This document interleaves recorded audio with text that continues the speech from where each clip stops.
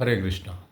तर आपल्या भगवंतांचं विग्रह आणि भगवंत एकच या सिरीजमधला तिसरा भाग आपण बघाल तर भगवंतांच्या ज्या विग्रहांना बनवलं जातं शास्त्राद्वारेच पद्धतीप्रमाणे ते बनवलं जातं.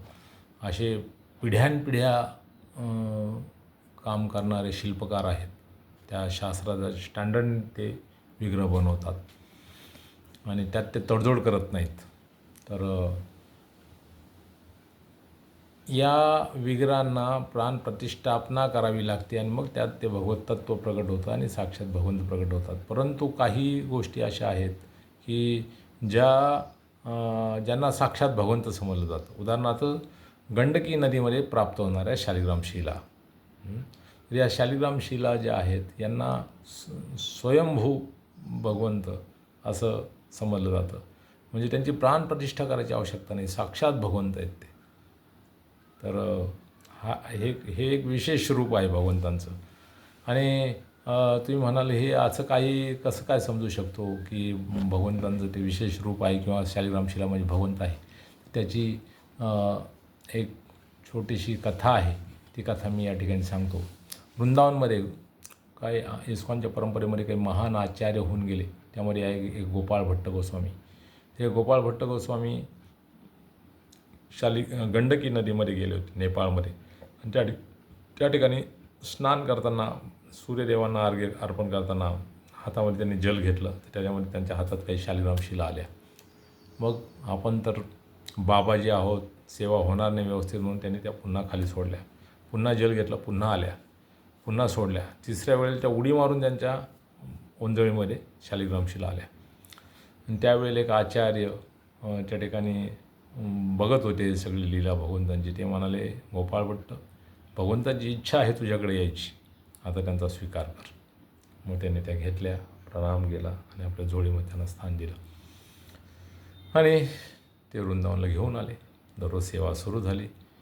एक धनाढ्य व्यापारी त्यांनी वृंदावनच्या सगळ्या विग्रहांना, त्या विग्रहांचे जे सेवक आहेत प्रमुख आचार्य जसे रूप गोस्वामी, सनातन गोस्वामी वगैरे, यांना त्या विग्रहांच्या सेवेसाठी सुंदर आभूषणं दिले, वस्त्र दिले, दागिने दिले, बासरी वगैरे असं दिलं.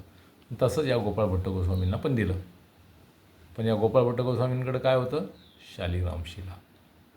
ज्यांच्याकडं सुंदर भगवंतांचे विग्रह असतात, त्या भगवंतांना विग्रहांना सजवताना काय आनंद होतो आणि सजवल्यानंतर किती दिव्य आनंद मिळतो हे त्यांनाच माहीत आहे.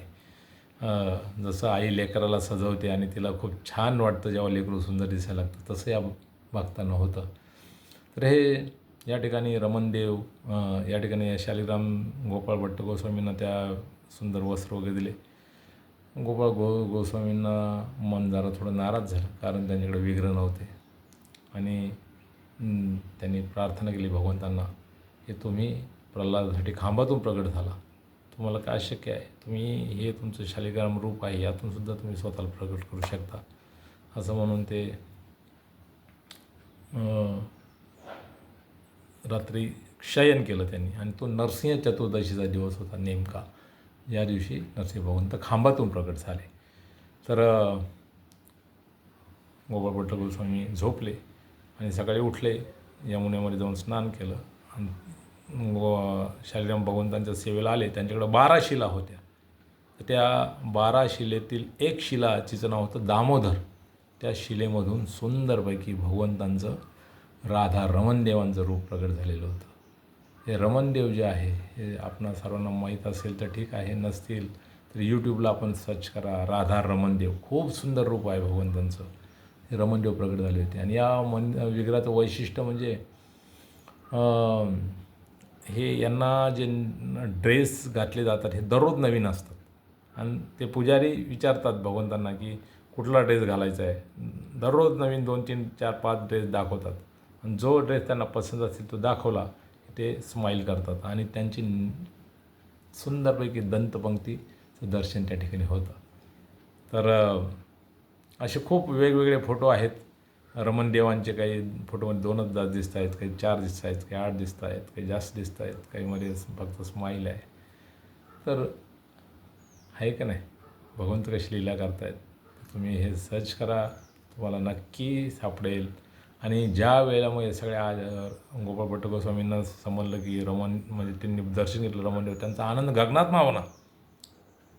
इतका आनंद झाला, इतका आनंद झाला. आणि ही बातमी रूप गोस्वामींना कळाली, सनातन गोस्वामींना कळाली, सगळे पळत सुटले ते. आणि त्यांनी पाहिलं रमणदेव प्रगट झालेले, दंड प्रणाम केला, सगळ्यांच्या डोळ्यातून अश्रुधारा व्हायला लागल्या, रोमांचकम.